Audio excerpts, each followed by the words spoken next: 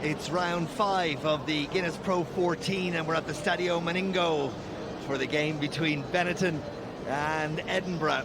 Two sides with lots of returning internationals from the Rugby World Cup and getting back to something like the first squads that we expect to see from these teams.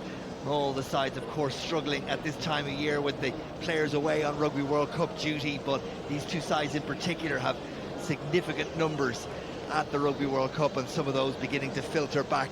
Indeed, 8 of the Benetton side that are in the 23 today, 7 of them starting were at the Rugby World Cup, 4 of the Edinburgh side back in from the Rugby World Cup as well. So approaching something like first team status, with Europe now very much on the horizon, and the Guinness Pro 14 getting into its stride for this season. Two sides coming into this game. Well, the Benetton side beating the Kings, getting their first win of the season by 36 points to 30 last weekend. Edinburgh beating the Scarlets by a whopping 46-7, and there is their side, welcoming back Jamie Batty into it, Lewis Carmichael as well in the pack, Marcus Bradbury in at number 8, Henry Pyrgos and Jaco van der Walt back from injury, starting the number 10 jersey, and then a really strong back three, Blair Kinghorn, Damien Hoyland and Ronan Sau on the wings. Of course, Mark Bennett scoring tries for fun is the 26-year-old. 5 already in the Pro 14 this season. And Benetton, well, it was a tough old start to the season, beaten by Leinster in week 1 by 32 points to 27. Then they went on to lose to Connacht and to the Ospreys, but getting off the mark last week against the Kings. And here is their side. Herbston, Snyman in the second row, and then that back row of Negri, Bramstein and Halafihi. Duvenage and Allen are the halfbacks, Benvenuti and Brex in the centre, and then Esposito, Tuveyara, and that man Jaden Hayward is the fullback, 23 times capped for Italy, played against South Africa in the Rugby World Cup. That was his last game. There's the man in the middle, Ben Whitehouse, supported by Gianluca Gniecki and Wayne Davis, and Sean Brickell is the television match official should we require him. Alongside me, former Leinster and Ireland prop forward Reggie Corrigan. Reggie, your thoughts on this one? We're really looking forward to this one, Ryle. It's good to see so many of the Italian contingent coming back into this Benetton team. No doubt they'll be looking to improve on the start they've had to their season, and I'd expect a pretty open and flowing game as we see the kickoff. Let's hope for that, and it's Benetton that gets us underway, and well, I guess a bit of familiarity back in the club jerseys is what's going to be required. Settle into the patterns, do the basics well, and build from there. And Henry Pyrgos, the 29 times capped Scotland international at scrum half, will pull the strings early for Edinburgh and settle them into those patterns. We don't expect to see anything particularly expansive from either side in the opening 5 or 10 minutes, but we shall see. It's a decent kick to chase. Fielded well by Hayward, and it's there for Duvenage. And Benetton get their hands on the ball for the first time in the evening. Lots of Benetton players still injured, frontline players not available like Ferrari and Ioani, Quaglio, Zani, Zanon. But still plenty on offer tonight. There's Bramstein. Yeah, we're just seeing the first mistake there coming from Bradbury as he went up for that ball, just managing to knock it forward. But it's interesting, Ryle, just to notice straight away, having come off the back of 5 or 6 weeks of international rugby, the difference at the breakdown already. You can see both sides, neither one willing to contest at the breakdown. That in complete contrast to what we've seen in the World Cup over the last number of weeks, where there was so much competition in that breakdown area. Both of these sides just standing away and freely allowing the opposition to have that ball, and instead lining out their defensive lines to try and compete.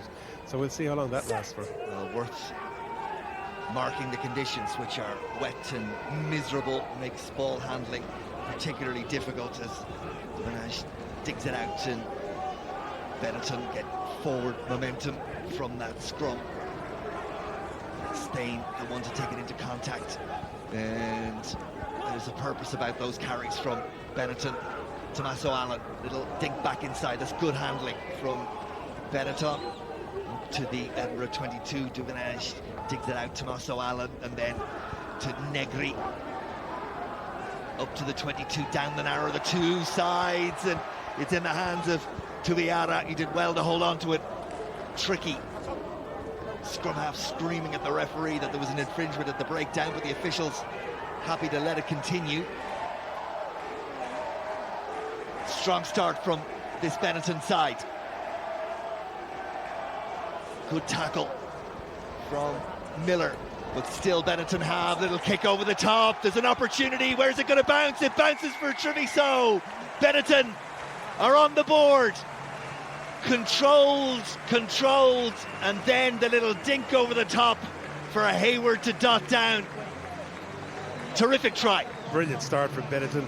Real intent about what they're trying to do, keeping that ball close in, using the big forwards to carry it up, and then when it was on, getting it out wide, kept in play brilliantly out on that left touchline, just staying in. Looked like it was so easy to get bundled into touch.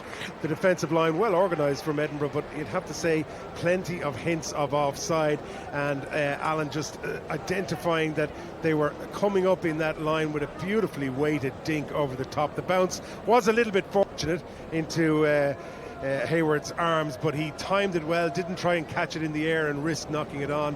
Timed it well, waited for it to bounce, and then just pounced on it, went over, and a real opportunity to add 2 points here for Alan. Great start from Benetton. Absolutely, and the handling in particular in those conditions, really impressive.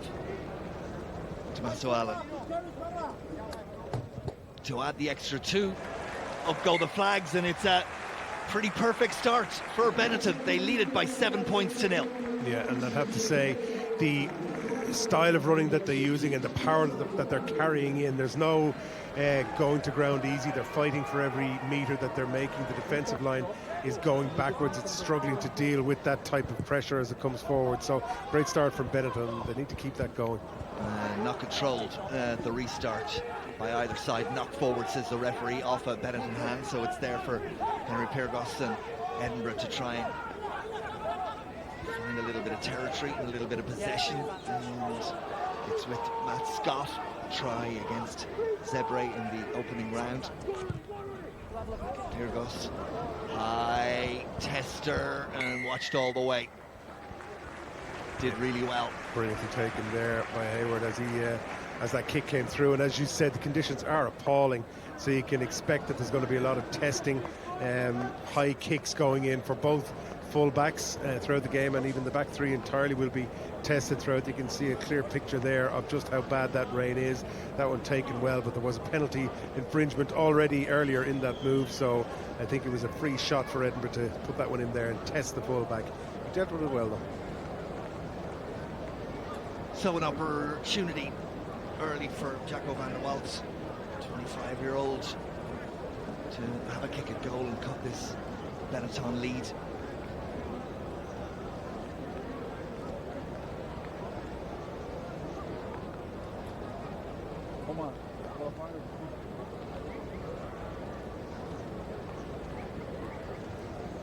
Nothing easy in these conditions.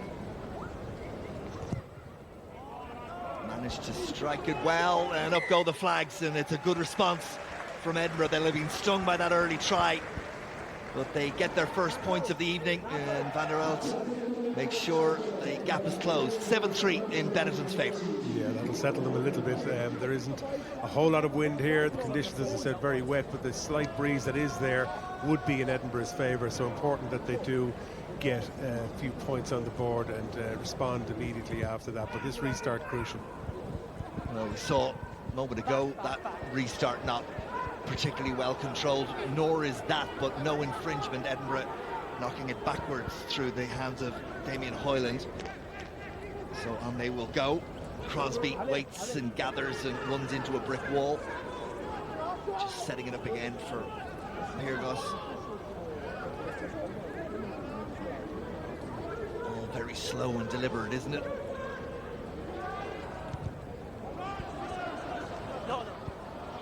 Yeah, well, as I said, with these conditions, you can expect that the players are going to try to keep it in tight in their own area, in their own territory, just work their way up the field and rely on the set piece to create a little bit more of even numbers in the back line. Certainly at scrum time, that get an opportunity off that. But conditions pretty appalling at the moment, and no team willing to take any risks. Lots of box kicks, lots of Gary Owens, and lots of set pieces in play for tonight. You make the mistake is the message. Yes. Tommaso Baravalle, Argentinian, one cap for Argentina all the way back in 2011. He's a hooker tonight, and well, the further you go down that line out, the more difficult it is to control. So the decision go mid-division, and it's there for Baravalle. Edinburgh doing a really good job of stopping that maul from moving forward. Good flat pass. And Benetton, well, you can see the intent from Benetton on everything that they do. There's an urgency and a directness in their play that Edinburgh haven't quite matched yet. Ball still in hand. Referee says not rolling away against Edinburgh. Cheap penalty.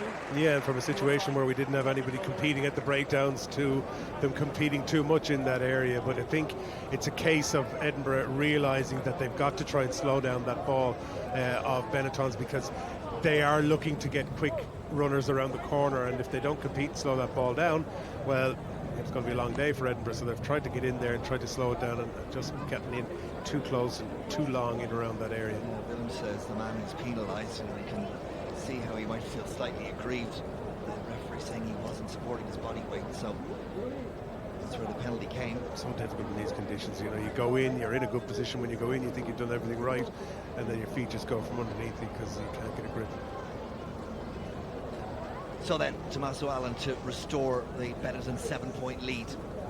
Really is getting very, very difficult out there. Rain streaming in. And that one is just good. Looked like it might veer off to the right, but the assistant referees happy that they saw it through the middle, and Allen adds to his tally, and Benetton lead it by 10 points to 3. Yeah, it was a good kick. You just see at the end, as you said, it looked like it was going to tail off. That was the wind just dragging the last yard or two out of it and directing it towards the right. But where's this one off to? Where's this one off to? We'll go all the way back. That's the misjudging of that breeze that I mentioned as well. Just putting too much on it, and on an evening like this when the ball is so wet and the ground is so wet, it's just going to skid across that surface. So it really has to be so precise in the kicks, otherwise it's going to be out on the full all day long. Not the start Richard Cockrell would have wanted. He certainly is seeing some mistakes from his players, both from restarts in or around that recycle area when they're trying to go forward as well. They need to be a little bit more clever about retention. You played on days like this. I presume the message is simply basics, basics, and more basics. Yeah, but you can't be afraid to play either. We're seeing with Benetton, they're willing to have a go and run around the corner and take it on. It's so difficult to defend in these conditions as well, because players just slip away from you, and a tackle can be broken so much easier. So yes, it is basics, but you can't go into your shell and just forget to play rugby as well. Good scrum from Edinburgh. He though controlled it at number 8. Little kick through from Tommaso Allen. He's in behind Edinburgh again. The bounce of this one so difficult to deal with, and it was dealt with by Van der Waals, but then it squirts free, and Benetton looked to go wide where Edinburgh were sucked in, but the pass wasn't a good one, and Edinburgh do enough to hold their defensive line. But Tommaso Allen has started this game in complete control of what's going on. Edinburgh falling off tackles, leaving a big wide gap. It's there for Duvenage, and there's a clear out that the referee will want to have a look at, and it's a penalty straight away. It could well be in off his feet and in at the side as well. It did look a little bit reckless, that clear, and that's why the Edinburgh players have taken exception to it. I wouldn't be surprised if attention is drawn to that, to the referee. Well, the man came from a long way back. I think it was the second row. Ernie Herbst will confirm that when we see the replay. Let's hear if the referee has anything to say. It's a no arms clear out by that man there. It's a penalty. 2 had won the ball. No arms clean out. And he seems happy enough to leave it at that. No arms clean out could be, and maybe should be, a lot more. Well, certainly it warrants a little bit more investigation. He clearly said it was a no arms clear out, and that came in off his feet. It looked for all the world like that, and we've seen yellow cards given for a lot less, it has to be said. So interesting analysis on that one. Before it even got to that stage though, Ryan, it was a knock on, and an advantage had been played, you know, in the breakdown. We'll watch it again here on the clear out. Just watch as he comes in. You can see there, boom. That to me is a yellow card. Well, I'd have to say, I think they could well have gotten away with one there, because Williamson was in a pretty precarious position, and the clear out seemed to come in from a long distance with very little intention of doing anything other than to injure the player in that clear out. So they got away with one there, Benetton. Well, on the replay, Reg, you have to say you did see an arm go around. Referee said no arms. That's what he believed it to be. Yeah. Anyway, decision is made. On we go, and it's Edinburgh's throw into the line out. Williamson, and he finds his man Lewis Carmichael, and Edinburgh go to the maul. Well defended initially by Benetton. Paradise decides box kick is the option. It's a good one. They could compete for it, but it's watched all the way and dealt with really well by Esposito, who for me is questionable in his defensive duties. Terrific going forward, but he dealt well with that defensive effort of the high ball. Bradbury lets it drop and goes back and recovers, and then makes a yard or two more than maybe he should have, as your two Benetton defenders dropped off the tackle. Kick downfield. You can see neither side wants to really play inside their own half. Hayward watched all the way by Van der Walt. Bradbury.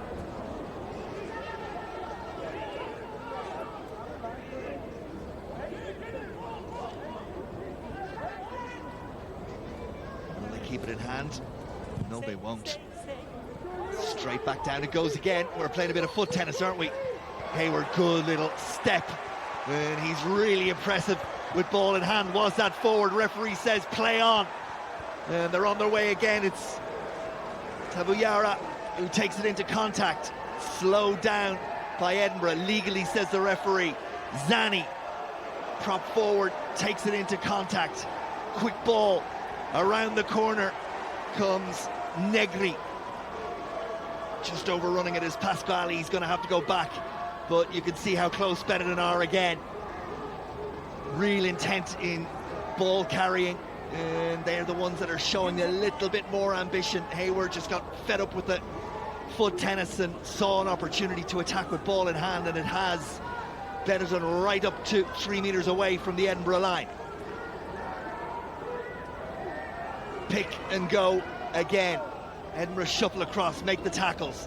Going to continue to squeeze Benetton just a yard away. Duvenage, the scrum half, will dig it out. There's plenty of offers to carry. They go wide and are held up again. It's not controlled. And Willemse dives on possession.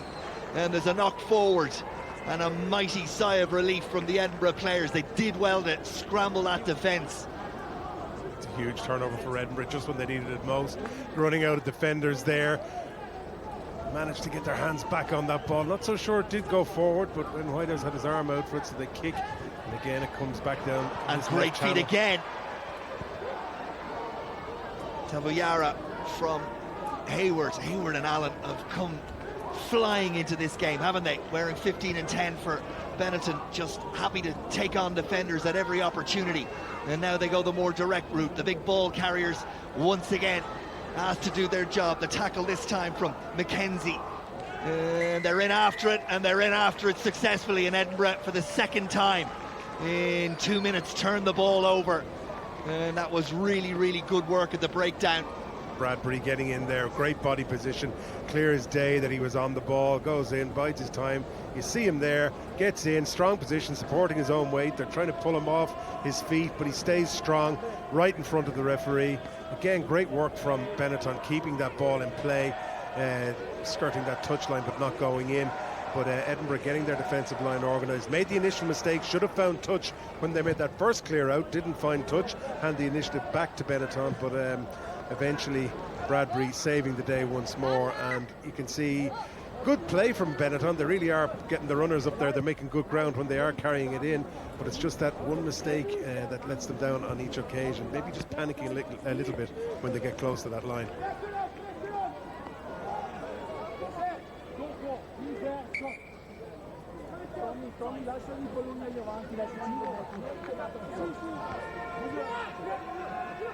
So Willemse, again, they go towards the front and they don't control it, Edinburgh. That's a basic error. That one will infuriate Richard Cockrell. Allen, little kick over the top again, just to keep Edinburgh pinned back inside their own 22. Plenty of time to clear, but we'll clear it down the throats of Benetton once again. And it's that man Hayward, and every time he gets the ball in hand, he's looking for the best opportunity to attack, whether it's through run or boot, and almost perfect, but it's not, and it's given Willemse and Edinburgh an opportunity to go, and Bennett is through. Bennett keeps going, they haven't put him down, little tack through, and off it goes. It's Crosbie. Wow, what about that? A lot of fortune along the way on that one. It looked like a forward pass in the very early stages of the move, and just as that clearance kick was coming out, it was ricocheted back into the arms of Crosbie as he was moving forward there. I'd say he couldn't believe his luck as that ball just bounced directly into his chest. All he had to do was gather and run over the line from that distance, but good play on the build up to that. Bennett making some good ground as we see the attack move here. This was the pass that I think was suspect, the one back inside to Willemse the hooker, but the referee says it was okay. And as you watch this kick, it just comes back off the boot of Taviara. Yeah, Taviara, and directly into the arms of Crosbie. Look at this, unlucky Taviara. Yeah, but Edinburgh, credit for dealing with the situation back inside their own 22, and really something from nothing. Add the extra two and we're all tied up. Absolutely incredible to think that Benetton have been hammering the Edinburgh line for so long and had two opportunities, two turnovers, and then a little bit of fortune where that line-out ball didn't go to hand for Edinburgh. It gets turned over on that right-hand side of the pitch, and they go the whole length from there. And you can say that it's fortunate, but they made their own look at it with some good play from them, running out of their own defence and making some ground. So they'll be delighted with that. I think Benetton's tactics are good. They're looking to pin Edinburgh back at every opportunity. Allen looking for space in behind, asking question marks of the catchers and making them make the decisions. And as we've seen, the handling hasn't been great so far. So their tactics are good. It's a little bit of the execution at the end that's letting them down. Good carry from Bradbury. Of course, played against Japan in Scotland's last match at the Rugby World Cup. Back into the side this evening, the 24-year-old. Here goes with the box kick again. And this one is lost by Hayward in the sky, and it's recovered by Bram Steen. Duvenash caught at the breakdown, and the referee says it was a knock forward from an Edinburgh hand. Couple of quizzical looks. I have to say, I didn't see it first time either. Oh, there was, yeah, definite knock on as they were coming through. I think it was Bradbury on the little ball over the top, fingertips just here. He doesn't go for it. Watch here. Yeah, fingertips knock it forward at that point. See a better picture here. Hayward came and got lost in the bodies. Yeah. Hayward, clever there. He came forward, looked like he was going to go for it, at the last minute pulled out and just left it to one of the Edinburgh players who put his fingers towards it as he came forward, and that caused the knock-on. So a scrum opportunity here for Benetton, and again, they'll be annoyed. They'll be very annoyed to have let in such a soft try a number of moments ago, so they'll be looking to try and get some more points back on the board, because if you look at the territory and if you look at the possession stats, Benetton have dominated in those two areas, but they don't have the points to show for it.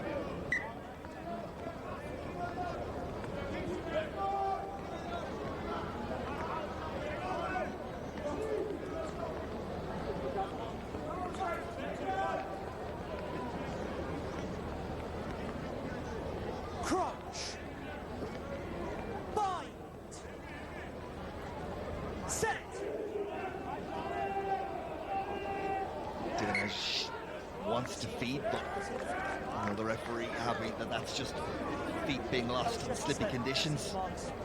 We're going to see a lot of that today. Conditions like this, very, very difficult for the players to get into a good position.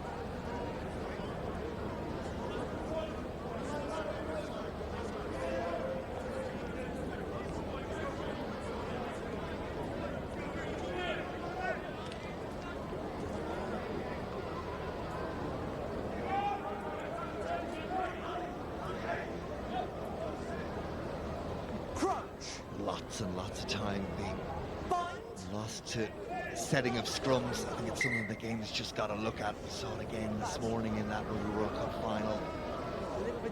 It's easily dealt with. Quick free kick, and it won't happen again. You know, I have no sympathy whatsoever if the referees don't go in and take control of those situations.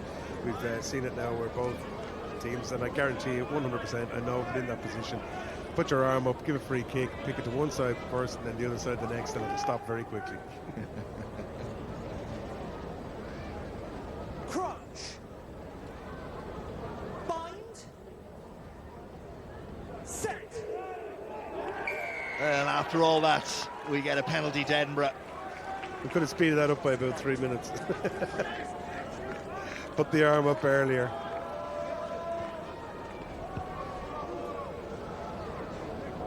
Referee says binding, and you can see it.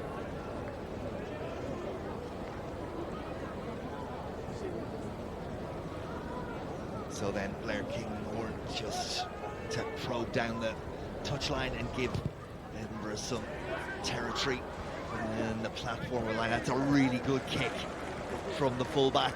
He's got every last yard out of that one. And what might have been a decent position is now an excellent position for this Edinburgh line-out. Quite amazing that Edinburgh find themselves in this position, considering you know, the pressure that they have been under for most of this match. And certainly Cockrell will be delighted to be in a place where he may get a score here off this. Willemse goes to the front and finds McKenzie. And not surprisingly, it's a maul that Edinburgh go for, and they have a little bit of momentum on the first effort. Pyrgos, though, is going to have to let it go, and it's Scott who's asked to carry. Allen makes the tackle, Bennett does the clear-out work. Ball pops up for the Edinburgh scrum half again. This time, it's Fraser McKenzie who carries. Pyrgos, and then Jamie Batty. One way and then the other from Edinburgh. Little kick in behind, and there aren't many at home. And who's after this? It's washed all the way by Esposito. Did well. Did very well there. There was 3 Edinburgh players chasing him down.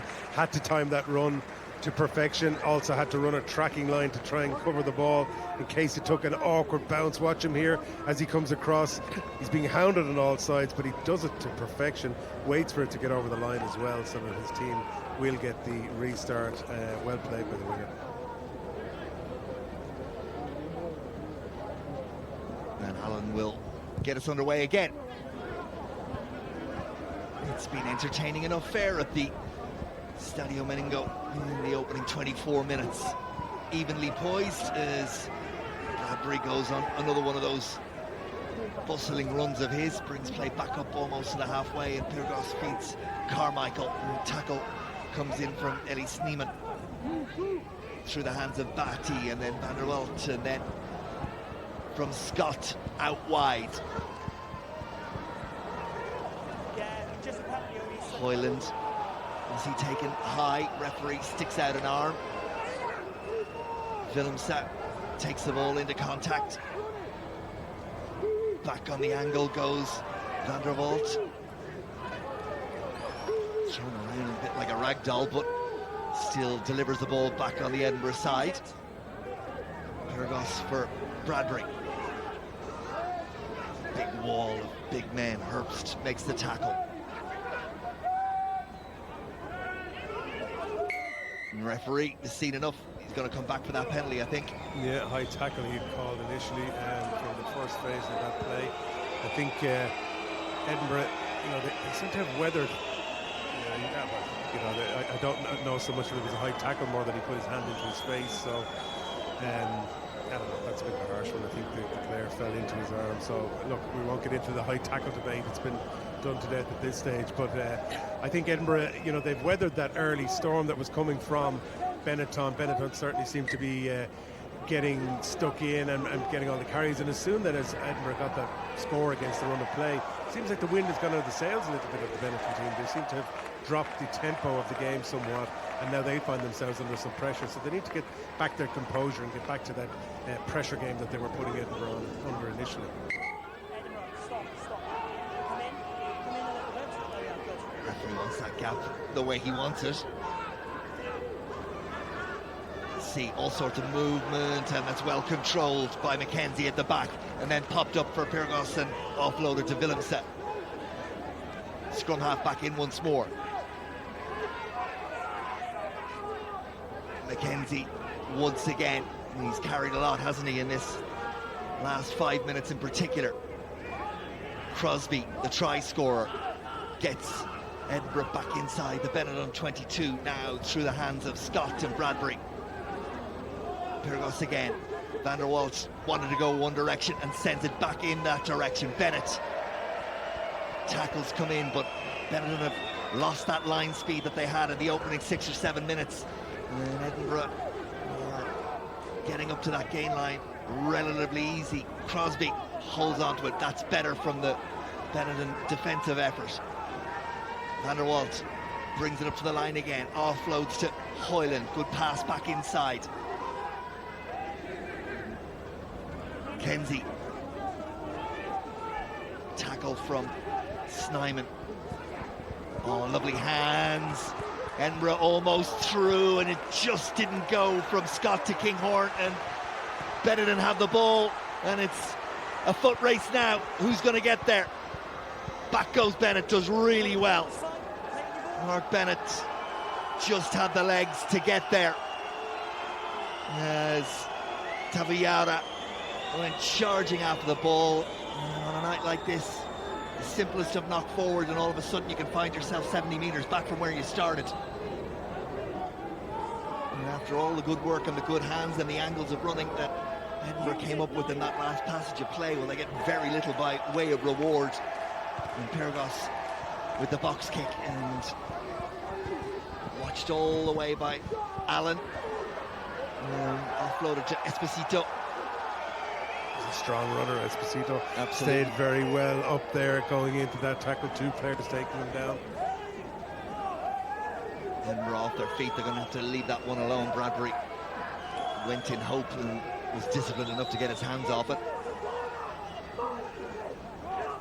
Everything is very static now. A lot of the players just taking it in a standing still position. Here's a tester. Competition for the ball, and it's down from Crosbie into Benetton hands. Real chance for Benetton. They need to keep their composure here. And they need to go wide, needed to be a little bit quicker. Ball doesn't go to hand, but it's still there. I think there's a penalty coming anyway. Referee blasts of the whistle. Knock forward is what he saw. And we'll go back, and it'll be a scrum to Benetton. That's where the ball was lost from Crosbie to Taviara. Yeah, Crosbie getting down to make the tackle, which was vital because Taviara was gone if he didn't get back after making that mistake. And again, as you said, one mistake is all it takes. It was a forward pass anyway, it looked like, going back inside to Kinghorn, but straight away getting on it, and clever by Allen, realising he needed to get the ball back on the inside. Foot race, just never going to win that, but they had good patience here, waited to come in. Taviara goes in, tries to slow that ball down, and Benetton now finding themselves from a position of severe pressure to now having to put it in the scrum. And everybody happy for the breather. A couple of bumps and bruises, nothing serious. Fighting for space, you've got control of all your weight on the line.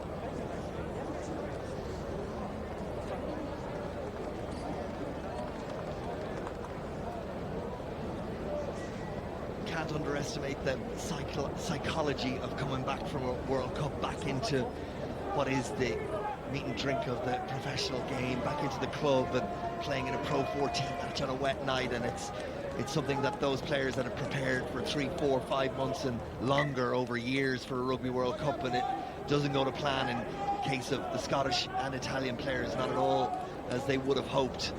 And to reinsert yourself back into the game and to operate at a high level, not an easy thing to do. Not easy, but at the same time a good opportunity to move on and try and put that passage, you know, as you said, it was disappointing for both Scotland and Italy in the World Cup, and certainly in terms of the Italians possibly not getting that game at the end. It would have been very disappointing for them. So from a psychological point of view, they might want to just get back into the mix and get back to where they feel most comfortable, which is usually with their club because they're close to home and everything else, and getting back to playing rugby and putting that episode behind them. Different maybe if you just won the World Cup like the South Africans this morning. Crunch. Bind. Set.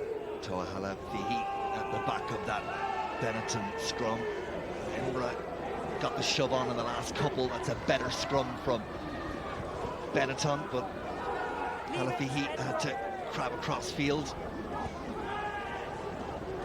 Staying with the carry. Leave it forward, leave it. Negri, I should say. Halafihi, I don't think he was expecting that. I think he thought it would go to Stain, and it didn't. And that's sloppy from Benetton. Didn't look like a knock on. I think it went backwards, but the referee was right there. He felt it did get touched forward first of all. You'll see it better from here. No, that's backwards. Definitely backwards. Yeah, no point does that ball go forward. Also, I'm just a little bit intrigued about the way that Ben Whitehouse is refereeing the breakdown, because the players are going in. On some occasions, we're seeing him blow it up almost immediately if somebody's going in and getting hands on the ball. And on other occasions, like there with Edinburgh, it seemed like they had two players in a good position on the ball for a long period of time, and he allowed play to continue. Surely it should have been a penalty to Edinburgh for holding on. So there's a bit of a mixed message there coming in at breakdown time as to what the players can and can't do in terms of competing for that ball on the deck. And on a wet, greasy night like tonight, there needs to be clarity of that, because you know, it will be the difference between the two sides at the end if somebody can go in and actually start to poach ball and slow down any form of quick ball that players are getting. We saw Benetton in the beginning of the match when they were getting free flowing ball. They were able to make some yardage and get around the corner, use the big runners. But the minute it got slowed down, those runners were in a static position when receiving the passes. And you're going nowhere then, because the defensive line will just soak you up every single time. So speed at breakdown is crucial, and that comes from whether or not players are being allowed to compete and how they're being allowed to compete. Voice of Reggie Corrigan, former Leinster and Ireland prop forward. For those of you joining us a little late, it's 10 points apiece in a game that Benetton came straight out of the blocks and did everything well. Edinburgh found their way back, maybe slightly fortuitously, into the game, but they've established themselves now, and it's there for the taking for both sides. Pergos with the feed, but that's the story of the evening as well. Knocked forward through the conditions more than anything else. Really slippy ball and hard for the players to hold on under strong contact. They have numbers out wide, Benetton, if they can get it, and they have done to Tavuyara. Throws a kind of basketball pass back inside. Halafihi is the man who gathers it, and it's kept alive by Benetton. Duvanash, scrum half, eventually digs it out. Pasquale was the man who carried. Good defending around the fringes from Edinburgh. Where's the ball? Referee says you can see it. Stop milking it for a penalty to the scrum half. Tackle from Willemse. Ball still there though for Benetton, and Crosbie got his hands off and back on again, but just couldn't secure the turnover. Bradbury makes the tackle on this occasion. Lots of carries, not an awful lot of territory or momentum from Benetton in those carries. It's really difficult, but somebody's got to be brave and try and get some width on this ball. You can see the Edinburgh defence. That's the way you get around them there. And again, you've got to keep it in play off that wide channel. But 4 or 5 Edinburgh players in very tight. They've got to be brave and try and put a bit of width on that as well when they get the opportunity. Was it a tackle off the ball? Well, Benetton players feel it was. A little bit of afters, and then there's a shrill blast of the whistle. Let's hear what the referee has to say.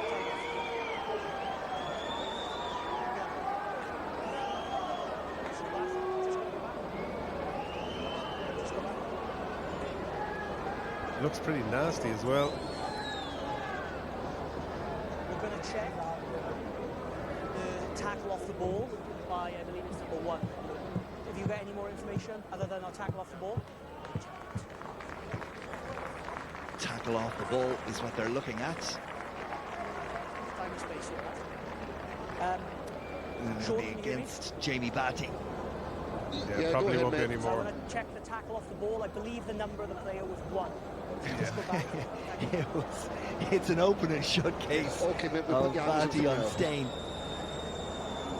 Yeah, I'm not so sure anything more than a penalty will come from it, because I don't think he was going to be in a try-scoring position.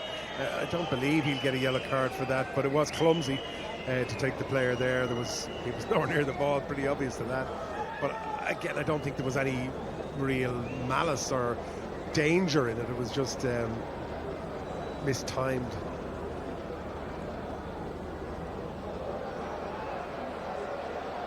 Could be argued that Carmichael was high with that tackle as well. I think if we had seen that there was a clear case that the ball could have been slipped back inside from the Benetton player to him coming forward, well, then you could say, well, it could have been a try-scoring opportunity. If you just watch there, as he goes in, as Devange goes in, you know, you could say, well, if he was able to flick that ball up, well, then certainly he could have popped it. Then it might have been taking the player out, going for a try. But yeah, those are all the angles, Ben. Okay. Show me the wide angle again, please, buddy, and then we'll. Referee wants to see the wide angle again. Can hardly be considering whether it was off the ball or not. It's really about what the punishment is going to be. Yes, that's entirely it. He's trying to work out, is it a card, you know? I mean, he's not even looking at the ball. That's probably your best angle here, Ben. Can we just agree the facts here, lads? He's nowhere near the ball. It's a tackle off the ball. He never even looks where the ball is. It's a yellow card. 1? Is that happy with that, lads? I agree, Ben. It's not even marginal. Not even marginal, says the television match official. You don't even look where the ball is and you make a tackle regardless. It's a yellow card. Okay, well, there's no question he didn't look to see where the ball was. He's looking straight forward at the player to make the tackle. Thinks the pass might be coming from Devange, and he's just focused entirely on making that tackle. Referee, he's taking the man out without the ball, and yellow card. So it's a clear-cut decision, but it's a big decision because Edinburgh had gotten themselves back into this game, but now to be down to 14 men, and it's the front row forward, so they're going to have to make a change when the first scrum comes, which could in fact be now. Absolutely. He's given the penalty first, sorry. And they'll go all the way to half-time in the first 3 minutes of the second half with 14. And the decision for Benetton and Allen is we're going to the corner, and that's not a huge surprise. I thought they might have gone for the scrum, maybe because they'd be down to 8 against 7. Change would have to be made, bring in a front row forward, and they might be able to go off that a little bit better. But they feel they can obviously set up a maul off this line out against 7 forwards and have a better opportunity of scoring, which is not a bad tactic either. Stalemate at the front. And they go to the maul. It's good defence from Edinburgh initially. Really good defence, but it's in the arms of Baravale now. And they've got a bit of momentum, and Baravale's looking to pounce and looking for his moment. Instead it goes from Duanage, and it wasn't controlled. It was knocked forward by Tabuyara.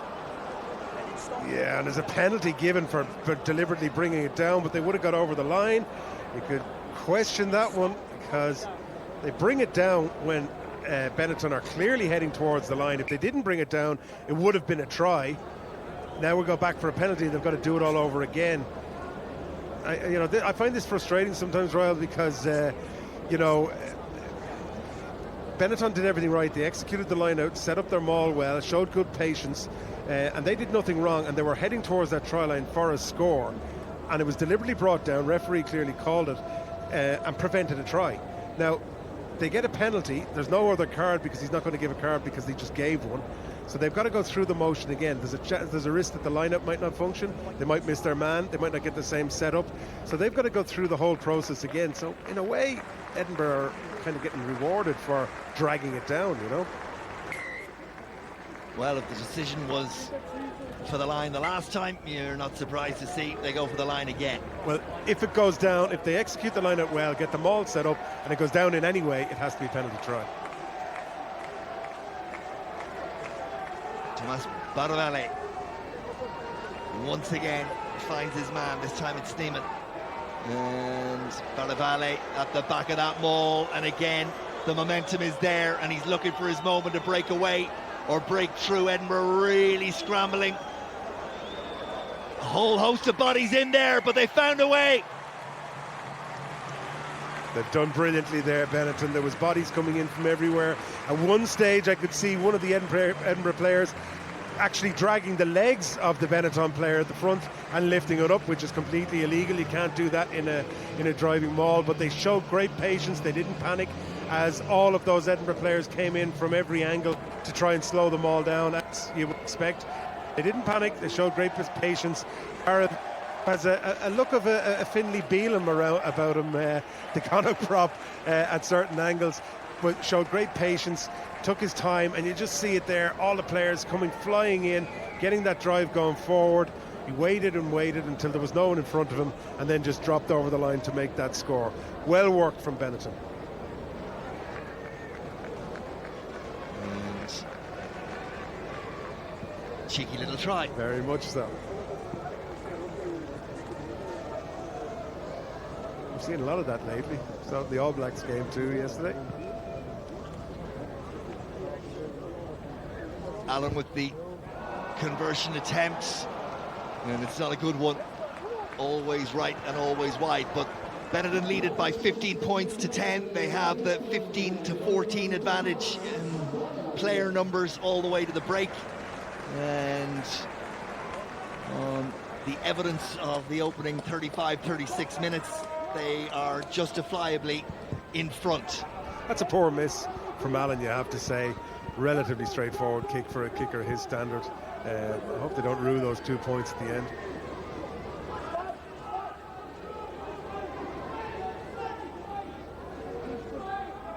Edinburgh, you feel, with that numerical disadvantage, will be happy enough just to see this one out to the break now. Duvenage with the kick, and this one finds its way into touch. Edinburgh with the throw into the line out. Yeah, and the opposite is true of Benetton. They'll be looking to increase the tempo of the game, try and get as many scores as they can during this period of that extra man. It means so much at this level. We've seen all of the analysis, all the statistics. Everything points to sort of a 10 to 12 point advantage in being down on average when you go down to 14 players. So at the moment they've gotten 5 of that, probably should have 7, but they'll certainly be looking to add to that. Here's Willemse. Controlled by Edinburgh. Bradbury will have it at the back, and then it'll go to the hooker. They're not going to get any change. The defensive effort of Benetton absolutely rock solid. Midfield, that pass from Scott, and almost a little gap, but Benetton closed it quickly. Bradbury's been the standout carrier for Edinburgh in this first half, taken on by Carmichael. Good tackling from Benetton, narrower of the two sides. Any room at all for Matt Scott? Just a bit. Pyrgos, and then Ceccarelli, Italian, 9 times capped, playing in the front row for Edinburgh. Pyrgos. It's all very slow and deliberate from Edinburgh. When you contrast when both sides are in this sort of field position, there's more urgency and a quicker tempo to what Benetton are doing. This time though, Edinburgh go cross field, and this one could go anywhere, and it's gathered by Sow, and then it breaks free, and are they going to get another one? Bennett. They're going to have to look at that one, right? They'll have to see if Sow when he went for that ball and puts it back inside. Does it go forward? Referee says it does.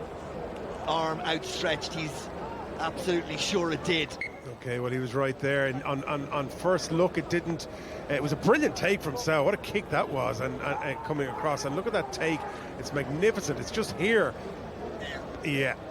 Good call from the referee. He knew himself, Sal, the minute he hit the ground. Watch the way he drops his head as soon as the ball hits the ground here, and he goes to release it. His head just drops. He knows. So it's a good call from Ben Whitehouse. He's right on hand. He didn't need to go upstairs to make that decision.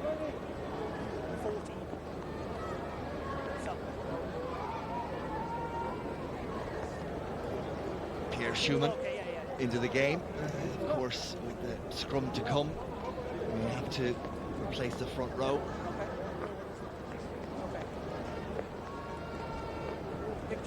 Don't think that graphic was No, right. yeah, they're just taking Sow off to replace in the front row. So now Willems is there, you can see him. Yeah, no, it's just someone got the graphic wrong. So you're just talking about Sow has just come off. The wingers they were never happy with us prop forwards, and they had to concede their position to get the scrum back up to the proper front row contingent. But with Batty being in the sin bin, of course, that was always going to be the case. Yes, it is messy.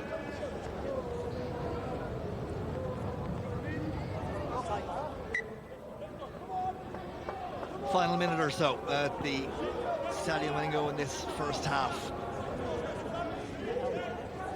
There we go. Only Sow gone. Schumann in. Still 15 against 14. Crunch. Bind. Set. Duvanash feeds the back row. And Edinburgh, as they have through this first half, get a shove on. They've been more dominant at the scrum set piece, no doubt about that, but hasn't really been enough to give them a significant advantage. A little bit of off-the-ball stuff going on, but we'll continue to focus on play.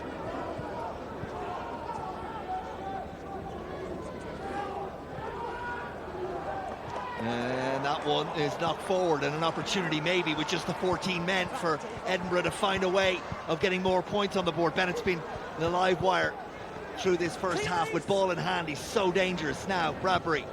And then the substitute here, Schumann. Pergos and Crosbie, of course, try-scorer. Pergos again, Matt Scott. Miller on his shoulder. Around the corner comes Willemse, and on he goes. And Edinburgh are threatening again. Carmichael gets a yard. Crosbie up to 4, maybe 5 meters away from the Benetton line. Last passage of play at the end of this first half. Remember, Edinburgh down to 14. If they could come away with something before the break, it would really put a spring in their step. Slowed now. Willemse picks and goes around the corner, but met by a wall of green defenders. Schumann will go. Same result. Edinburgh are going to have to spring a little bit of magic into this one. They can't afford to make a mistake. This half is over. One knock on, one error, and they'll come away with nothing. All very slow, very obvious, very pedestrian, but still possession is there for Edinburgh. Pick and go for Bradbury.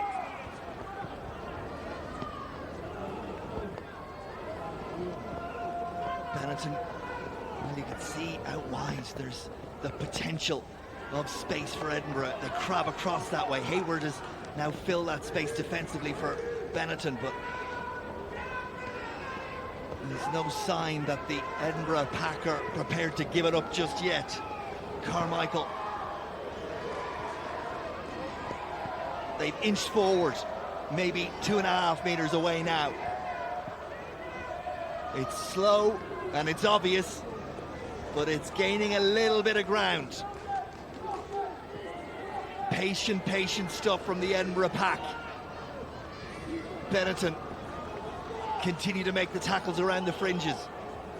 Crosbie will pick and go, but he can get no change.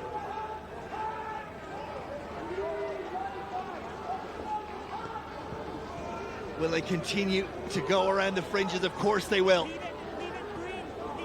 Benetton told to keep their hands away from it. If they were brave enough to move this ball, there's numbers out wide. Schumann is going to, well, no, he's not. It's going to go to Pyrgos. They've and done it. They've done it. They go out wide, and the pass finds its way to Bennett, and across come Benetton to make the tackles. It's still there for Edinburgh. Nearly 3 minutes on this passage of play. Scott's driven back. Good scramble defence from Benetton. Outstanding defence. They were caught on that outside channel. Edinburgh identified it, but they couldn't execute it. Brilliant covering across from the entire Benetton defence, but they're not out of danger yet. No, they're not. It's, again, back to the slow and the deliberate. Ball presented once more. Miller. Now where does it go? Where to from here? Another bash around the edge, but Benetton not giving up anything. Van der Walt comes to the narrower of the two sides. Not to be, and Schumann is almost there. What odds Pyrgos for a dummy and go? Pyrgos has his hands on it and then takes them off. Oh, it's an absolute arm wrestle. It isn't pretty, but can it be effective for Edinburgh? Wave after wave. Superb defence from Benetton, giving everything to defend that line. 4.5 minutes now. They've been bashing away at the door, and it just won't open for them. Benetton continue to defend. Edinburgh continue to go route one. Crowd getting behind the home team. Another effort. The post comes into play now. Bottom of it will do. Hard to defend. Can they get there? Almost there, but it's held up. Pyrgos. It comes back. Bradbury bounces off one, but squirms under another. Unbelievable defence from Benetton. Last-ditch stuff. Crosbie will pick, and he folds. There's been 5 minutes of this night, Ryle. Well, it isn't pretty, but it is compelling. Bottom of the post, surely. Somehow Benetton get a body in there. Well, the ball retention from Edinburgh on a slippy, wet night has been terrific, and now they get the advantage. So it's a free play, and Pyrgos can have a go. Back inside comes Scott. But again, Benetton somehow managed to get the numbers there. Pyrgos caught in possession, throws it out. He knows he has advantage. Bennett caught. And it's into the hands of Hayward, but it'll come all the way back.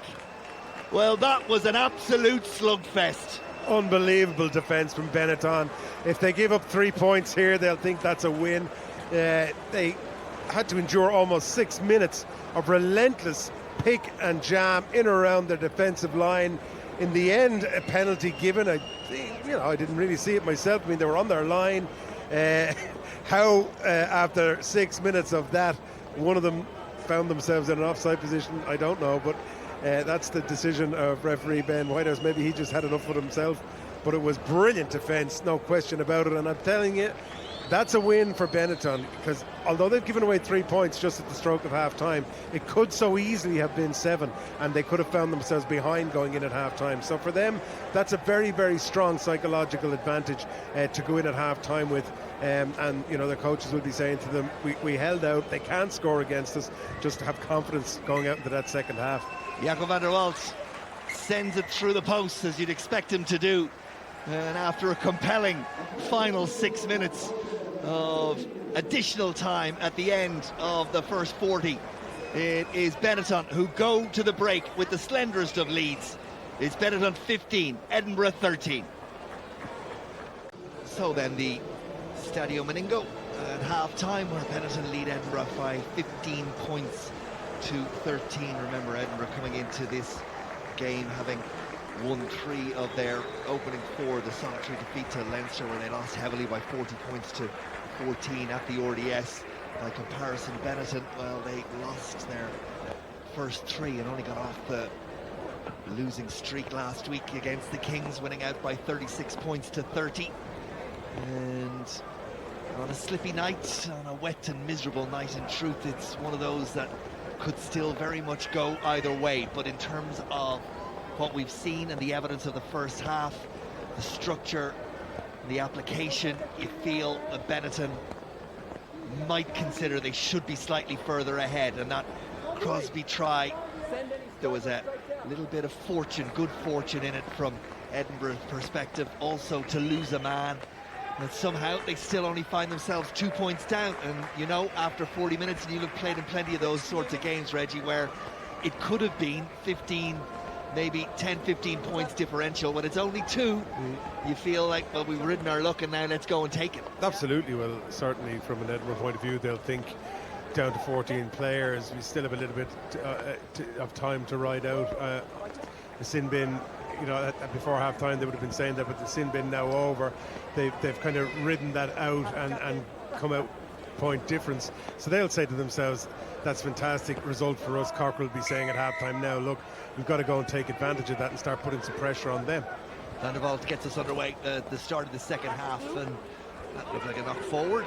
Referee and his assistant on the far side say no, on we go. And then there's a spill, and we've seen plenty of those. Nice offload, then some good passing, trying to move the point of attack. Benetton immediately hitting their straps, as they did at the beginning of the first half as well. They looked the more engaged from the first whistle, and again they're the ones to make the first impact at the start of this second half. Esposito to Stain, and the tackle comes in from Carmichael. Divinage digs it out. Tommaso Allen, who had a big influence in the first 20 minutes, sort of quieter second quarter in that first half. Allen and Hayward could do no wrong in the opening 20 minutes from a Benetton perspective. Squirm for a yard from Halafihi, number 8, but he holds on the ground.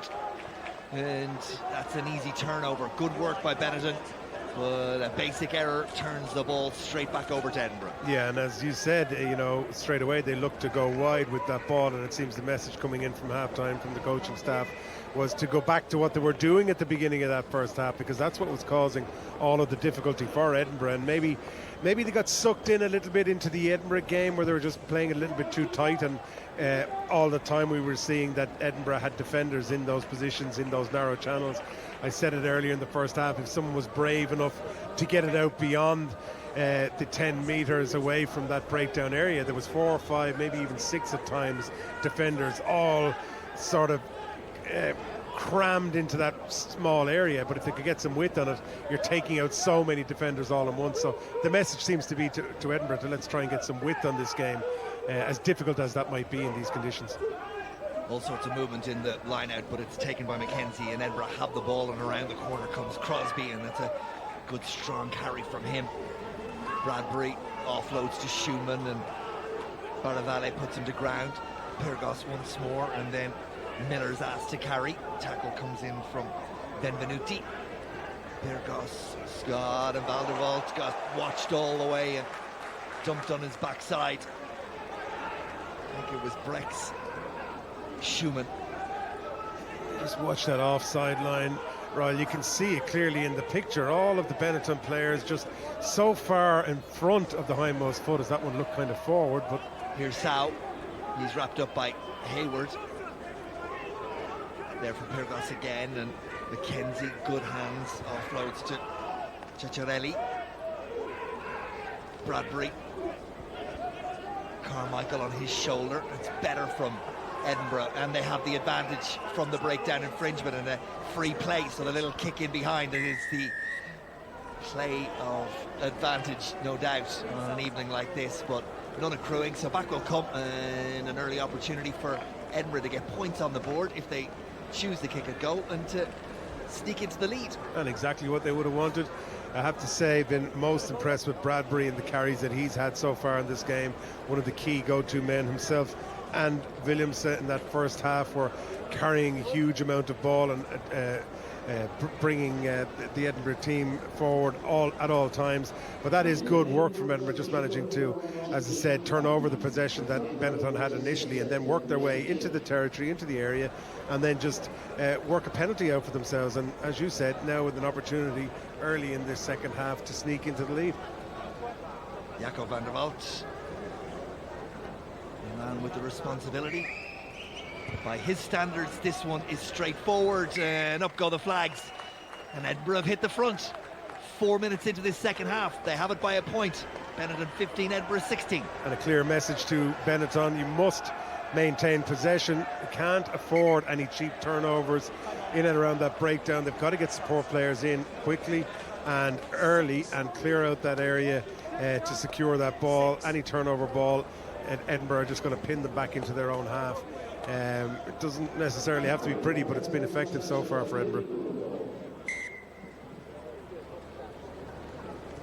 Allen gets us underway again.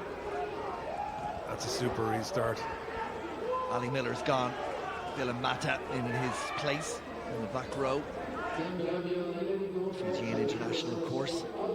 And there's another carry from Bradbury. He's been outstanding.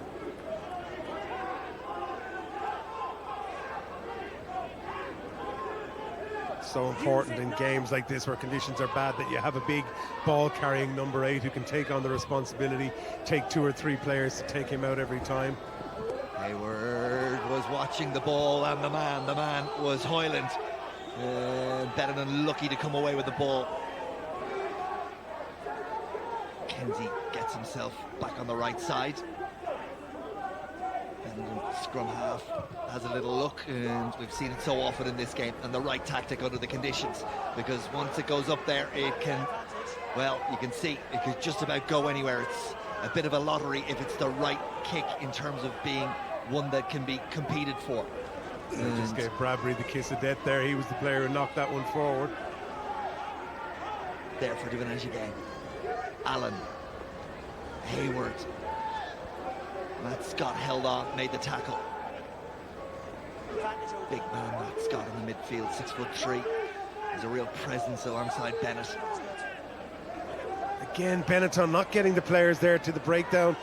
Clear out is good from Edinburgh. They're able to turn over that ball, but a complete lack of numbers there in support to clear out that breakdown. And it's very messy, but it's there for Willemse and for Edinburgh. Schumann doing a lifting job on Ellie Snyman to make sure he was off his feet.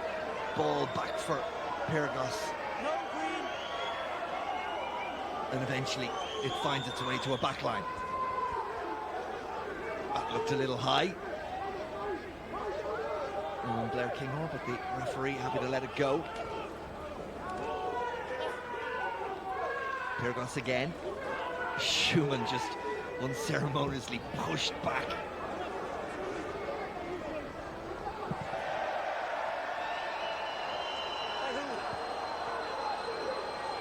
Still there for Benetton. All very, very scrappy for both sides. Referee shrill blast of the whistle, and back will come.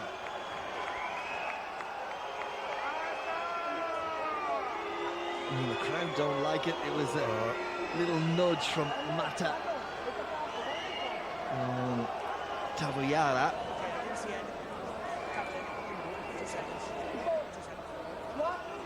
Well, on the other picture, it did look like it was a clear.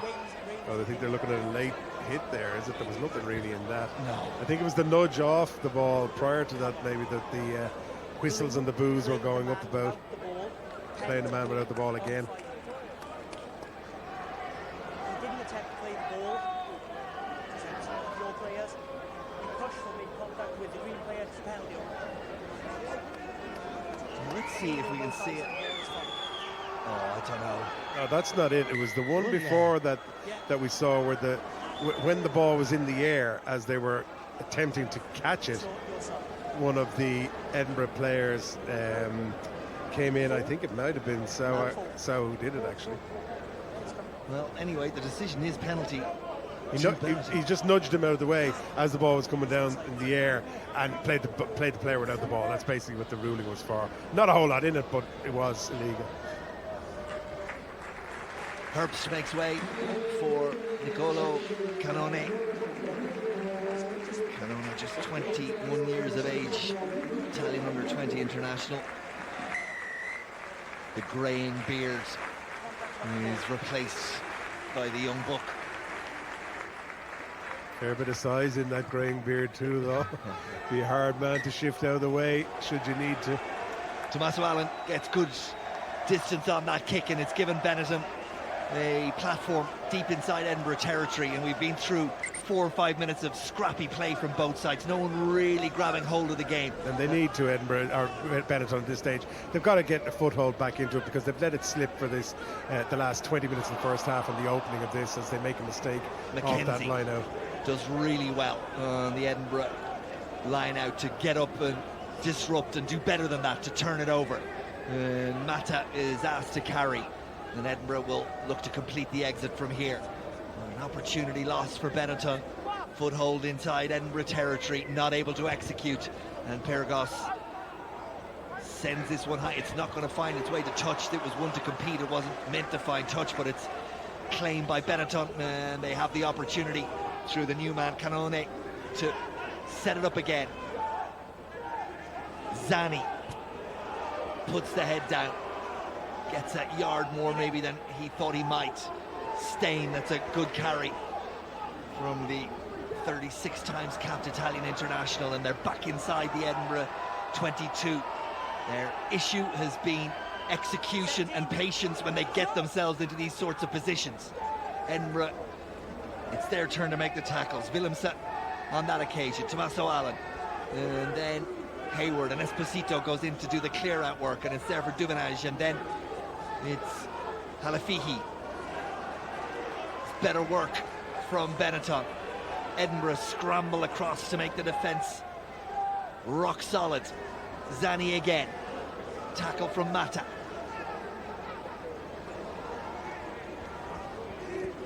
Ball for a moment looked like it might be there for Edinburgh as Stain carries once more. Got to be patient here, Benetton. And Edinburgh get the hands in. And again, it was a lack of numbers at the breakdown. They didn't mind the ball, and Edinburgh get a man over it and get the penalty. And every time we're seeing that with Ben Whitehouse, he's just waiting and waiting and waiting and watching. And as we go see the player coming in here, you see Stain go in, and straight away they're on the ball. It's clear it's just too slow getting there. It's Mata again. Yeah. Mata again getting in there, but Benetton just so slow getting those support players. They know they're putting one out runners. They've got to get support players in there to make those clear outs quicker.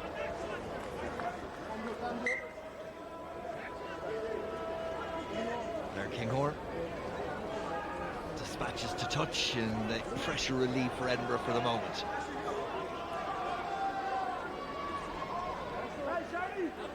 It's Jaden Hayward. And this is Mike Willemse. Just making sure he has the call clearly understood. And it wasn't, because it's gone to Benetton. Again, too easily turned over. And an opportunity through some quick hands to create a bit of space and a bit of pace. And then all the good work comes to naught. Oh, that's so disappointing to see that last pass go. He needed to step back inside. It was a brilliant piece of play to get that ball out along the line, and you just saw Brex just panicking a little bit at the end. Didn't know whether the player was coming on a switch line or whether or not he needed to step back inside. And you just see as the play expanded, because we spoke about the fact that keeping it in tight isn't working against Edinburgh. They've got too many defenders there, so they're taking the risks and they're moving the ball along that line and trying to get a bit of width in it, and all of a sudden it was a 3-on-2 situation, and they just needed to show patience, straighten up the line a little bit and draw in those defenders and give the pass just as the defenders came in. But instead they just panicked at that critical moment, and that pass going into touch and handing the initiative back to Edinburgh. Change in the front row in the hooker position for Benetton. Out goes Baravale, in comes Hami Faiva, and also in the back row Federico Rosa, who scored a try last week against the Kings, comes into the game, and it's Negri who makes way.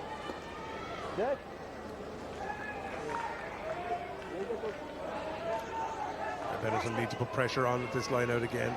Edinburgh have got to go back to a basic catch at the front. They've done that. More inside the front.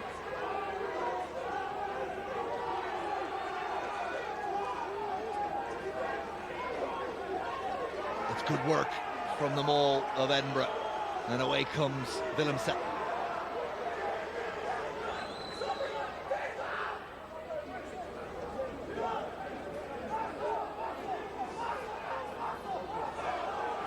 See Sharif Traore out there as well, wearing number 17. He's come on in place of Zani, I think, and Balaval is still there. We'll clear that one up in a minute. And back we'll go.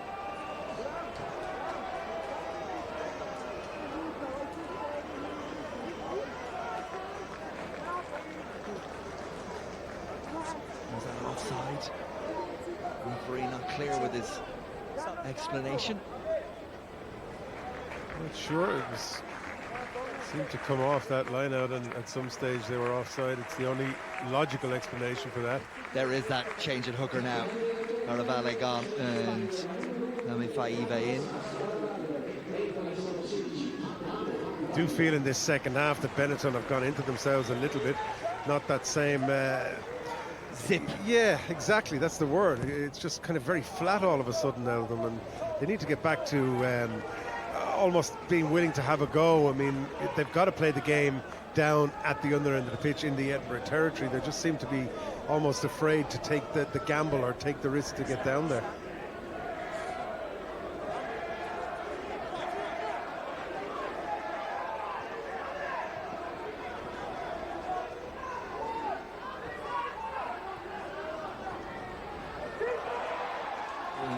Not control of the line out, and you have to allow for the conditions. The conditions definitely not in favour of throwers at line out time, but from Edinburgh's perspective on that occasion it was just sloppy.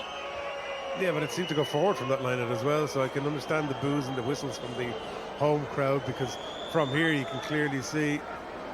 Well, it's the hand of Rosa. And the referee got it right.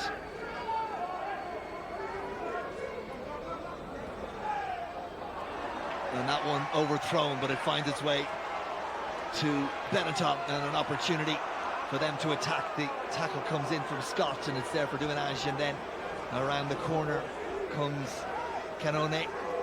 This is where Benetton need to be patient. They need to just try and find a way to work it back down. Better tactics from them.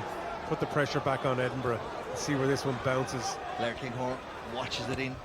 Stay. And kick downfield. Straight back down the throat of Benetton, and it's again a game of foot tennis, but it's one that Benetton are going to win, and it may well be that they will get the throw into the line out as well. And yeah, so definitely seemed to carry that one in, but it was a brilliant kick back down, as you said, the kicking tennis game. But watch this, look at the bounce on it. It's just measured to perfection. He's left with no choice, can't take the risk. And he carries that one out. His foot is in play when he catches it and then dives over. well, the kick was from the scrum half, and So this should be a Benetton put in. Yes, it is. crowd recognise this is a really big moment in the game. And we saw how effective the maul was. Watch here. His foot is in play when he catches the ball, foot on the ground, and then he dives out over. If he had been in the air taking it, then it would have been a different situation. We expect the driving maul here. Faiva must find his man, and he does. It's Canone, and then the hooker goes into the back of the maul, and it's he in the red scrum cap who looks to go forward, but through the middle, well, he didn't come through the middle, it was Willemse, so it's advantage being played to Benetton. Good defence from Edinburgh initially off that line out. Stain is the one that carries it up. Mackenzie, the man to meet him. Okay. New advantage, high tackle. Another advantage, second one, this time for a high tackle. Rosa runs into a wall of Navy defenders. Traore. Again, Benetton just not minding the ball. There aren't enough people there to do the clear-out work, and it's scrappy, but they still have it. And they decide, enough of the bashing away, let's try a bit of finesse out wide. They know they have that penalty advantage. They've got to try and get that ball out wide. I expect them to take the 3 points here, but it'll be interesting to see what the call is on this high tackle, whether or not they'll look at that again. Two advantages. We've got an early line-out across the line of touch. Tommaso Allen, the captain, is the man who's consulted with, and the decision is we'll have a go at the posts and get ourselves back in the lead again as we head towards the hour mark. Well, that's the right decision. They've got to go for that. Yeah, in games like this, as close as this, there will only, in all likelihood, be a score between the teams at the end of the game. So you've got to try and find yourself back in front and take those scores when they're on offer. I said it at the start earlier on in the game that I hope they don't rue that 2 points that he missed from that converted kick, but now an opportunity for him to make amends for that with this penalty.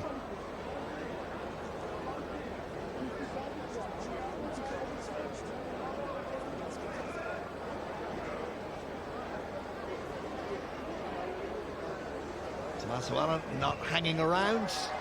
Big free-kick routine, and over it goes. And Benetton back in front by 2. They lead it by 18 points to 16.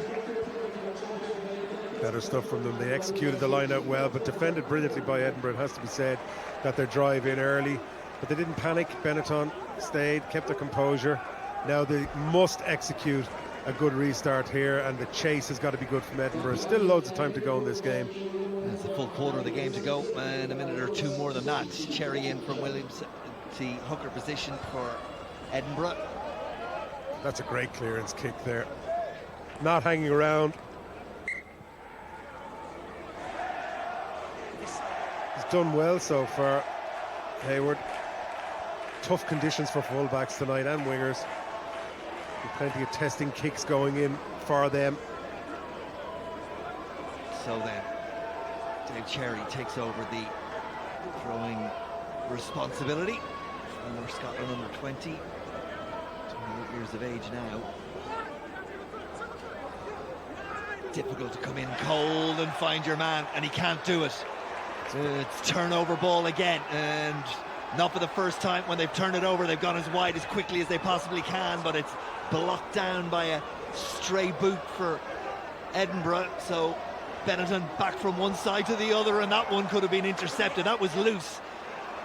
All the good work that Benetton do, and then there's a moment of madness or a lack of control or a lack of concentration, and sometimes they're their own worst enemy. And we'll go back. Jumps for the ball and the man took it in the air. Taken in the air, referee's decision. Interesting one. Seemed to be a long while ago in play. Jumped for the ball and the man was taken in the air was the referee's description of it. I think it was for a pass that was for overreach. To be interesting to see that one again on the replay. Yeah, as you said, they just they were so lucky that it wasn't intercepted. We had the second rows out there in that back line trying to get some width on the ball, and it was just very risky play. Could quite easily have gone wrong, but instead I think that's what the penalty might have been given for, was something in that backline move. And now we're looking at, as we see Ongaro there looking on, now we're looking at a situation. Let's have a look at it here. There it is.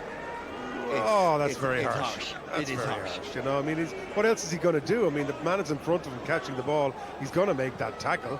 He's never going to not make the tackle. So I think that's pretty hard done by on Edinburgh. But anyway, Benetton find themselves in a position again, must execute this line out well. Faiva. And to the maul they go, but Edinburgh get a good push on, and the attempted further use of the maul is abandoned. And we'll go back to trying to gain some hard yards around the corner. Good tackling from Edinburgh on that occasion. Benetton will desperately want... Cicciarelli is the man who makes the tackle now. Sorry, they'll desperately want to get 3 points out of this, at least a penalty. Stein, Schumann is the one to make the tackle. Traore. Again, lack of numbers at the clear-out, Ryle. But they get there. Just tackle from Mackenzie on Canone. Duvenage, Traore, that's good line speed from Edinburgh. I think it's Crosbie that got up to make the tackle. Allen, and ball kept in hand Carmichael makes the tackle, but again at the breakdown, this time though illegally. And that was a correct decision from White. It was his right-hand hand. He was off his feet entirely as he went in, never released in the tackle either, and just stayed on the ball and just flipped it over. And this was what I was talking about. This is what Benetton are looking to get, any opportunity just to keep that scoreboard ticking over. If they can manage to slot this one over, it just means, as we see the replay here, just watch as he goes in. He's been taken off his feet. You could argue that he got the ball straight away. I have to say on review that one looks harsh as well. Yeah, you could argue. I mean, straight away he gets in there on the ball. Maybe. So well, the referee was right there and he saw the timing of it. yeah, sometimes in slow-mo it's a little bit easier for us to pick them up, but I must say in real time I thought he was off his feet straight away, but with the benefit of that replay it did look a little bit harsher. But as I said, a chance here, crucial kick for Allen to stick this one over, because it will put them more than a penalty in front, and it'll mean Edinburgh really have to come back and try and get this try and then convert it to win the game. So very, very important kick here for Benetton.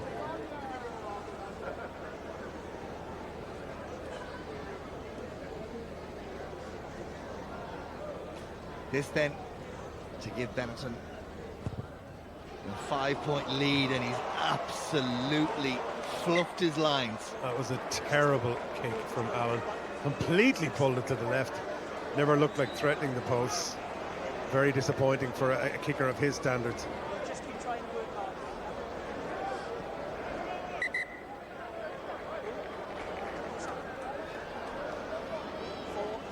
All sorts of changes coming for both sides as we get deep into the final part of this game. Mackenzie out, Thompson in. Put in a good shift, Mackenzie.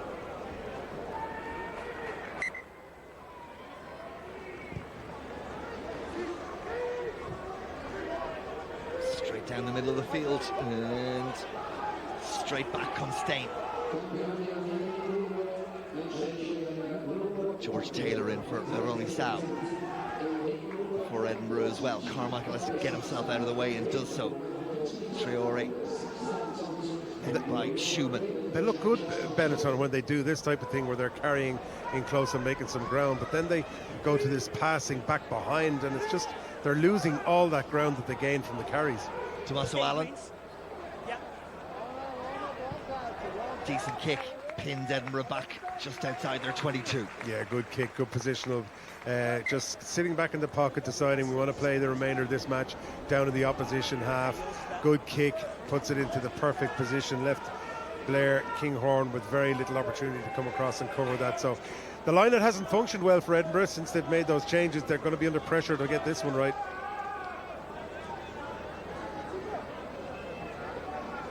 Yeah, the first attempt of the evening for Cherry when he came on as a substitute was a turnover, and you feel that Benetton might go after this one as well, but it's not to be, as Carmichael is handled in the air illegally. Can't put your hands on the man who's jumping, and it's a straight penalty. Yeah, Roots just grabbing him and dragging him to the ground right in front of the referee. I think it might have been Snyman. Was it Snyman that did it? Yeah. But very soft penalty to give away at that stage anyway. And now Edinburgh with a platform. And you wonder, who is it that's going to make the least number of mistakes in the last 15 minutes? Because in truth, the ones that do are likely to walk away with the spoils here. That picture said so much as we saw Esposito turn, muttering to himself, having watched Snyman just give away one of the softest penalties. He's thinking, oh my God, forwards. Carmichael and Edinburgh, they haven't played a huge amount of rugby in this game. They have defended well, they've kept it tight, haven't shown an enormous amount of ambition out wide. Of course the conditions are against them. That one was forward to Mata. But you feel if they could just string a good couple of phases together, they have the ability, of course they do, to break down this Benetton defence. They could snatch this one away yet. Absolutely, there's a huge amount of time left on the clock. Edinburgh working their way back down the pitch, only a score between them. As I said, the importance of that kick from Allen, which he failed to get, would have given them that little bit of a cushion. Now one penalty is all that Edinburgh need, and here they go for it to put themselves into the lead in this game. So you know, in a game where you'd have to say Benetton have had the lion's share of possession, the lion's share of territory certainly, apart maybe from the opening 10 minutes of the second half, Edinburgh now find themselves in a position to go back in front, which, you know, Richard Cockrell would certainly take. Van der Walt with the opportunity. 13 minutes left in the game.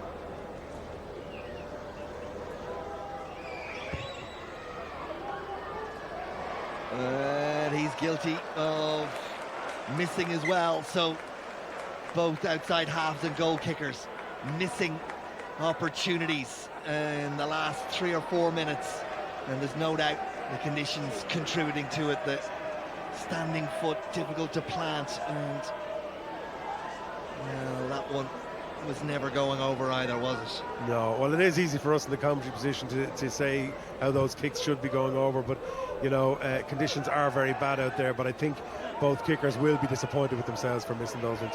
Here's Mata, and he runs into the big tackle from Faiva. Halafihi tried to get his hands across it, but it's there for Pirgas, and that's a good line run. Was it Bradbury? It was. Well marshalled. Here's Hoyland. Precious little for the wingers for Edinburgh today to do, trying to get themselves involved as Bradbury again uses that strength to get a bit of go forward ball despite the attentions of 2 or 3 defenders. Van der Walt, big high one.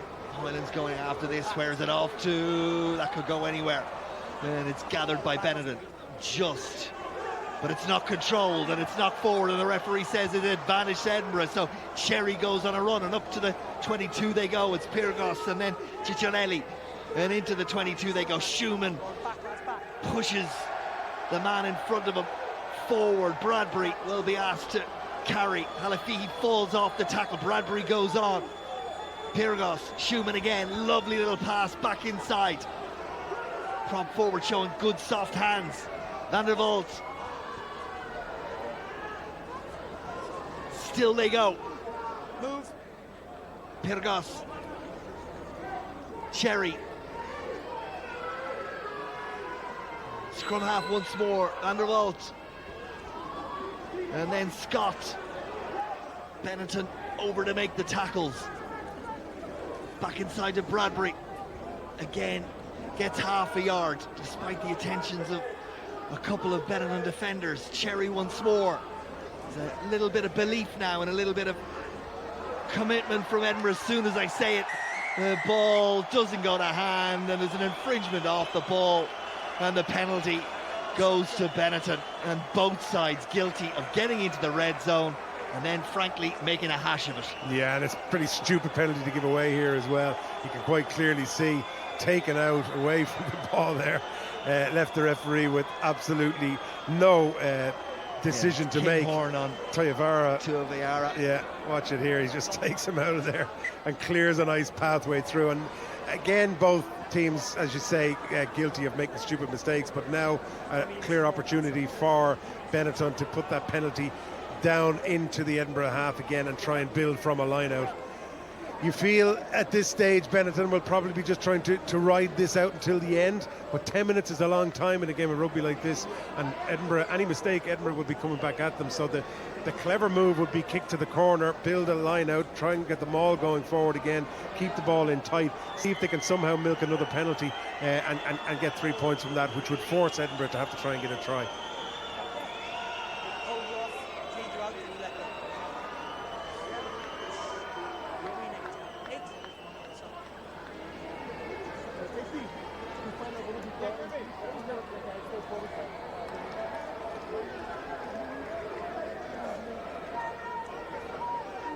Changes being made now, really trying to just give everything. Edinburgh get the fresh legs on, see if they can put some injection of pace back into this team and get that crucial score. Clearly Kieran Crowley had a look at the weather forecast before this game, because he's named 6 forwards on his substitutes bench, knowing full well that it was likely to come down to a war of attrition in that last quarter. Bradbury goes.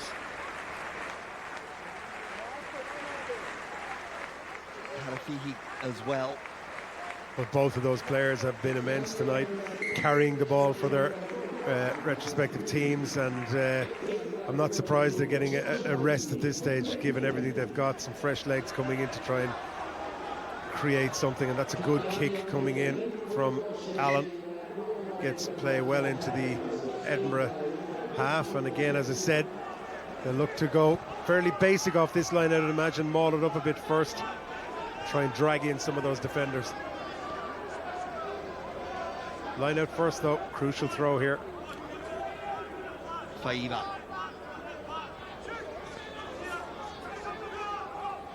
Movement towards the front, but that's really good work by Thompson to disrupt. And Edinburgh come away with it. George Taylor, the man who took it on for the extra couple of yards. Credit to Sam Thompson for getting himself in the air and disrupting that, turning over that Benetton line out. Van der Vault ducks back down a dark alley. Offside surely against Pasquale. Advantage being played. Here's Groom. Little kick over the top. It's a free play and nothing comes of it. We'll come back for the penalty. Well, the frustration levels for Coach Crowley at this stage must be through the roof. You get yourself a penalty, you work yourself into position, you can't execute a basic line out, hand the ball back over, and then look at this. Shoot completely out of the line in front of the referee when the ball is nowhere near being out from Pasquale there, and just hand the initiative back. And it feels as if Edinburgh are just going to kick themselves into territory, put themselves into a position, work through some phases, get a penalty, and go and get 1 point ahead of the opposition. So Crowley must be pulling the little bit of hair he has left out.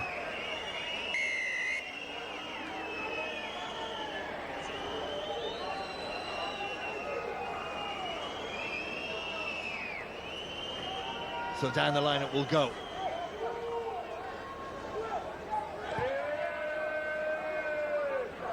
That's a no good kick, and it's going to bring play just outside the 22. He's used that big boot well, has Blair Kinghorn, throughout the evening, in terms of getting Edinburgh some territorial advantage. But it's when both sides get to this point that it unravels a little, and it starts with a line out. Neither side in the last 10 or 15 minutes have been able to string 2 lineouts in a row together. Can Dave Cherry and Edinburgh do it on this occasion? No, he can't. It's been mistake after mistake after mistake in that zone from both sides. Who wants to win this game? Benetton by 2 points. 8 minutes left on the clock. It requires just a little bit of accuracy and a little bit of composure from one side or the other. That one is going to be on the ground, and Edinburgh pounce on it and have turned possession back in their favour again, or have they? Yes, they have. Benetton absolutely fuming at the breakdown, but it's there for Edinburgh.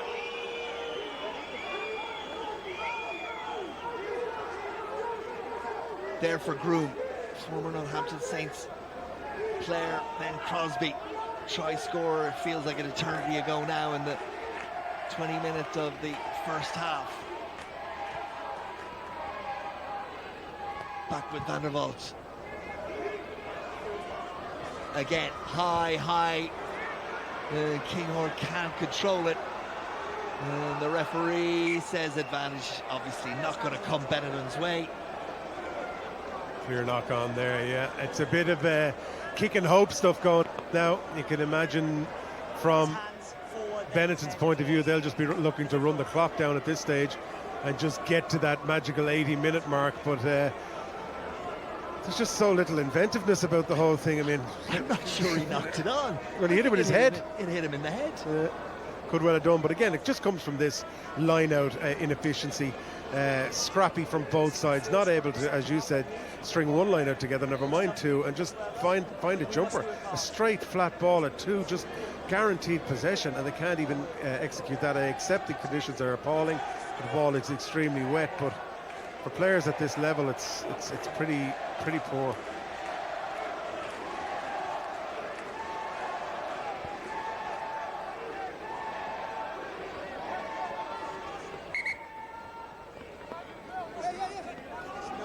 Meanwhile, we've reset scrum and the clock is ticking away, and finally turns off the clock. Shoulder out, straight. You translate. Thank you. Time off.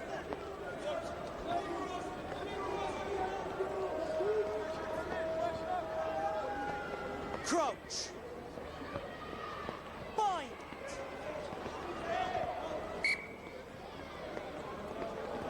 And again, and again, and again. Well, from a Benetton point of view, they'll sit here all day doing this, you know. And this is what I was saying to you earlier on. It's got to be, you know, there has to be a threat from the referee that if it goes one more time, I'm gonna give a free kick, because you're seeing time getting eaten up at a crucial stage in the match. Inside the final 5 minutes, 2 points. Benetton lead it by. It's a game that's been error-strewn, and at times you've wondered which side really wants to go and win it. Benetton have shown a little bit more adventure, but that may not be good enough, and the decision of the referee, much to the absolute frustration, aggravation and annoyance of Traore, is penalty to Edinburgh. He's fuming. Well, here you go. You have a penalty opportunity. Going to go for the kick here. This could be the winning of the game, and it all comes from a set piece. Now, if you watch here, the bind on this right-hand side, watch as the tight head is pushing out. He releases his bind, and if you're going to do that in front of the referee, you're going to leave him with no choice. Now, you can argue that it was a slip or whatever, but you must maintain your bind. It's your responsibility to maintain your bind when you're in that prop position. You can clearly see the Italian hand slipping away from that bind in front of the referee. It looks like that is forcing the scrum to collapse, and they can boo and whistle all they like. That's the decision. An opportunity with 3 3/4 minutes left in the game for Edinburgh to sneak into the lead. On its way from Van der Waals, and the cheer will tell you it doesn't find the target. Home side thrilled. They felt it was an injustice that the penalty was given in the first place. Well, that matters not. The penalty is wide, and Benetton continue to lead by 2. Yeah, quite incredible now. 2 opportunities for Edinburgh to steal this lead. I expect Allen to go as long as possible in this, with a big chasing line coming. 3 minutes left on the clock. Van der Waals, he'll be fuming with himself. Normally such a reliable, accurate kicker. Yes, the conditions are difficult, but the last 2 were, by his lofty standards, kicks you would expect him to nail even in these conditions. Edinburgh's Benetton's defensive line needs to be spot on here and tackle everything. I guarantee if there's any question of an opportunity for a penalty for Benetton, the referee will give it, given that last penalty scrum. So they've got to find a way to hold that defensive line solid, get their hands on the ball, and just put themselves into an attacking position and close this game out. Edinburgh, on the other hand, cannot afford to cough this ball up at any stage. Back inside from Van der Waals to Scott, and then Carmichael. Hoyland looking for a gap. There isn't one. Groom. That was risky in that it may have been forward, and the referee checks to see what his assistant says, and they say forward. And it's another self-inflicted wound from Edinburgh.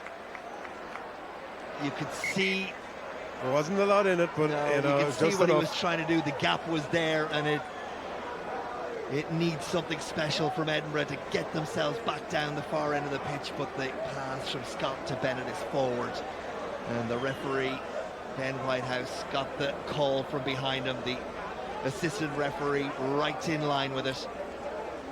And this is what I spoke about. So Now Benetton with the opportunity must get this scrum right. Scrum has performed well for them, so I don't expect that to be too big of an issue.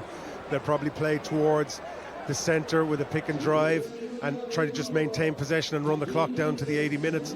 If they do that, there's a very, very good chance that Edinburgh find themselves in an offside position and Benetton could get a penalty and a last chance to kick it over and secure the victory that way. But I wouldn't be at all surprised to see Benetton just try and run the clock right down to the 80 minutes. That was the turnover that I said Edinburgh couldn't afford to do. One solid scrum here from Benetton and you have to feel the game is theirs.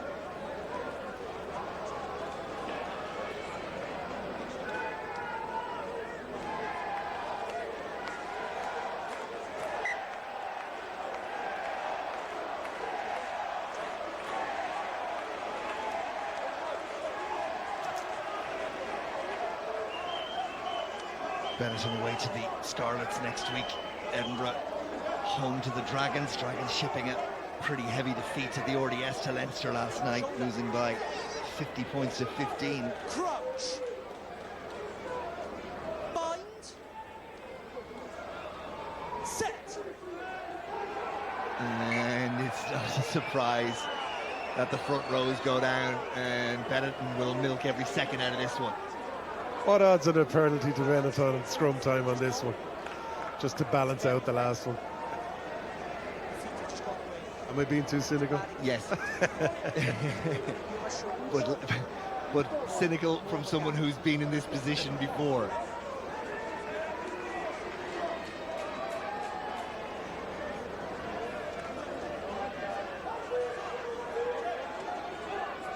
See, these are the times when I believe the clock should be stopped in these moments. In the last 5 minutes of the game, when scrums are taking forever to reset.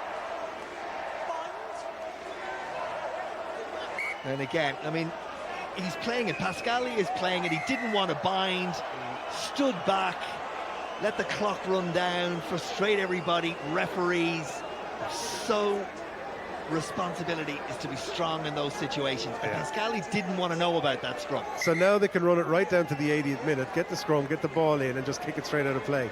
Game over. In the first half, the scrums were pretty good. We dealt with issues, but they were pretty good. I think we've had 2 scrums in the second half, both problems being on your side, and there was 1 scrum where the problem was the other side, okay? Lads, just 2 seconds. You both push each other, so Oh dear, oh dear. Mark A lot of love in that front row, Ryle.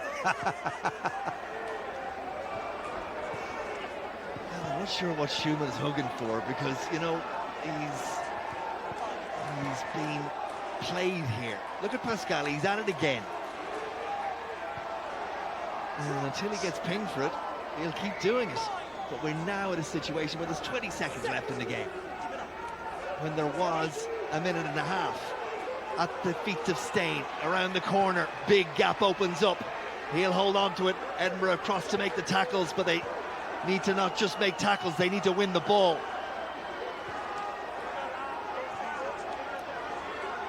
And here we go, play it down to the end, watch for the hooter and kick the ball out of play. Here we go. Into the red it goes. Final play of the game. And the crowd are on their feet at the Stadio Monigo, because Benetton have seen it out. Not pretty, not inspiring, but for Benetton, 2 wins on the bounce in the Guinness Pro 14, and they will not care one whit how it looked for those that watched on. In the end, they win it by 2. Benetton Rugby 18, Edinburgh Rugby 6.